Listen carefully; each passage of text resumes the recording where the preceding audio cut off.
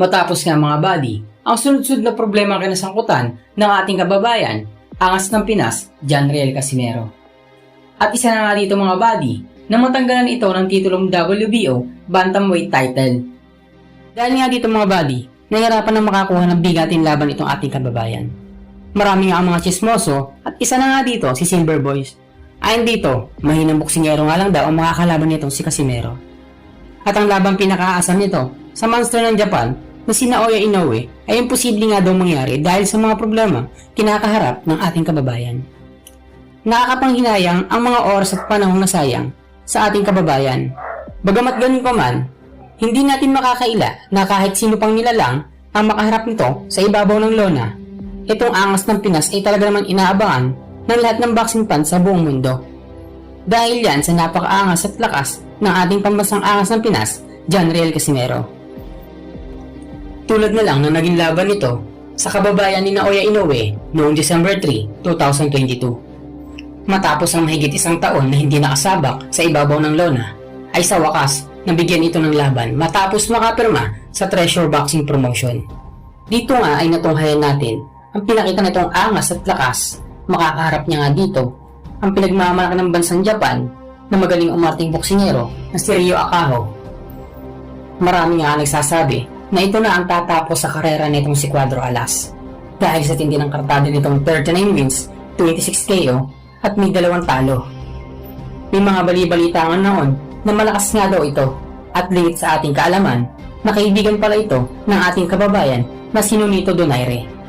At higit pa doon, naging sparring partner pa nga ito ng The Filipino Flash. Gulpi-digulat nga daw ang aabutin dito ni Cuadro Alas mga buddy, dito sa hapon na si Ryo Akaho. Napaka-imposible nga mangyari nito. Dahil sa lakas at bilis nitong si Casimero, halimaw ito pagdating sa ibabaw ng lona. Kung kaya't malabong ganun na nga lang, ang sapitin nito sa kamay ng hapon.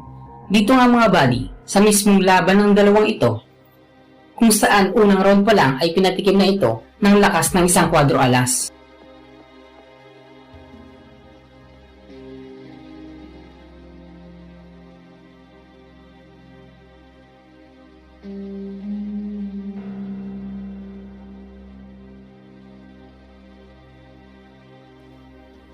Ngunit napabagsak nga ng hapon sa round 2 itong si Casimero. Ngunit bugbog sarado pa rin ang inabot nito sa kamay ni Cuadro Alas. Ang nakakatakot nga dito mga buddy ay nang mabasag ang panga nitong si Ryo Akaho dahil sa dami ng lumalagatik na suntok ang pinudtrip nito mula sa kamay ni Cuadro Alas.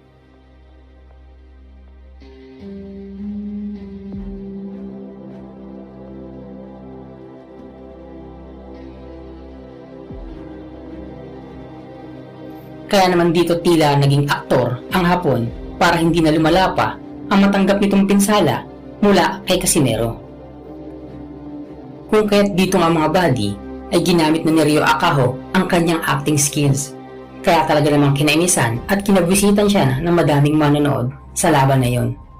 Tila ba nagpanggap itong tinamaan ng suntok sa kanyang batok? Pero kung titingnan natin mga buddy, ang suntok na sinasabing iyon ay tila ba dapis lamang.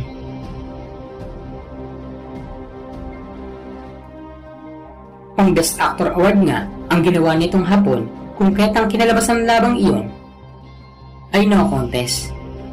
Pero matapos ma-review ang laban, mga buddy, ng Korean Boxing Committee na pagdesisyon ng ibigay ang laban kay Casimero by second round knockout.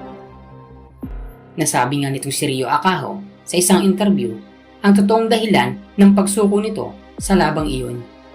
Nabasag nga daw ang kanyang panga at habang tumatagal ay mas lalong sumasakit ang kanyang panga.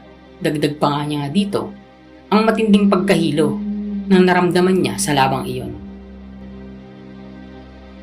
Salamat at natapos ang video natin mga buddy. Kung bago ko palang napadaan sa YouTube channel natin mga buddy, huwag niyo po sanang kalimutang i-like at i-subscribe ang ating channel at pindutin ang bell button para updated ka sa mga parating nating mga video. Maraming salamat po and God bless.